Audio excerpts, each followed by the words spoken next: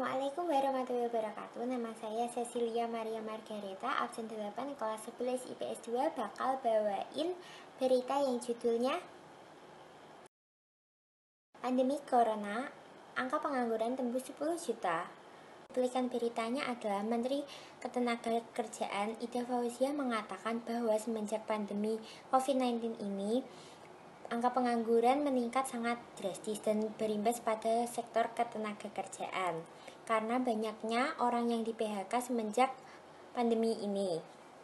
Jenis pengangguran ini termasuk pengangguran siklikal atau siklis. Alasannya karena pengangguran ini menganggur karena naik turunnya siklus ekonomi dan mereka memberhentikan karyawannya untuk memangkas pengeluaran perusahaan.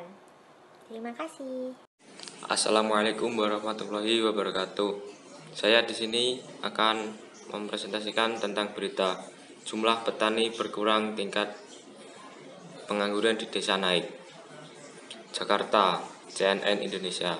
Badan Pusat Statistik (BPS) mencatat tingkat pengangguran terbuka TBT per Agustus 2018 di angka 5,34%. Membaik dibandingkan tahun lalu sebesar 5,5%. Meski secara nasional menurut tingkat pengangguran di desa justru meningkat.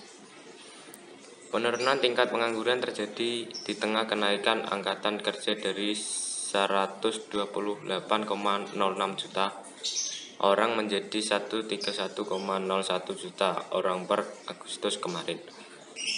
Artinya penyerapan tenaga kerja berbanding lurus dengan pertambahan jumlah tenaga kerja. Ternyata ada perbedaan pola kenaikan pengangguran baik di desa maupun di kota. Di desa ini tingkat pengangguran memang meningkat sedikit, ujar Suharyanto Senin. Ia menuturkan kenaikan tingkat pengangguran di desa meningkat lantaran jumlah pekerja sektor pertanian yang juga menyusut. Namun, Suharyanto bilang hal ini merupakan kondisi yang wajar sebab pekerja sektor pertanian yang ingin mencari kehidupan yang lebih layak sehingga memutuskan untuk berhenti bertani. Jadi, jenis pengangguran ini adalah pengangguran musiman karena alasannya adalah para petani ingin mencari penghidupan yang lebih layak sehingga memutuskan untuk berhenti bertani. Sekian, wassalamualaikum warahmatullahi wabarakatuh. Dan pemirsa, kita akan beralih ke berita lainnya. Pandemi COVID-19 yang terjadi di Indonesia memberikan pengaruh bagi penyerapan hasil panen produk pertanian. Pemerintah diharapkan dapat memberikan insentif khusus bagi para petani agar dapat menjaga ketersediaan pangan di dalam negeri. Pandemi COVID-19 yang terjadi di Indonesia menekan sektor pariwisata seperti perhotelan dan restoran. Hal ini ikut berdampak bagi sektor pertanian di dalam negeri.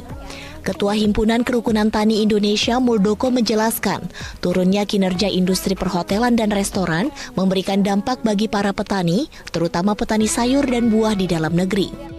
Menurut Muldoko, hasil panen petani yang biasanya didistribusikan ke kedua sektor ini kini tidak bisa disalurkan dengan maksimal. Dalam kegiatan bisnisnya, karena mereka harus memasok pada hotel-hotel, rumah makan, dan restoran-restoran. Tapi dengan kondisi yang kita hadapi saat ini, hampir semua kehidupan itu menjadi tertutup. Di sisi lain, pengamat ekonomi pertanian Bustanul Arifin menilai bahwa kebijakan impor yang dilakukan pemerintah sudah tepat untuk menjaga ketersediaan pangan di dalam negeri. Namun Bustanul meminta agar pemerintah dapat memberikan insentif khusus bagi para petani, serta memanfaatkan dana desa yang fokus dalam peningkatan produksi produk pertanian di dalam negeri.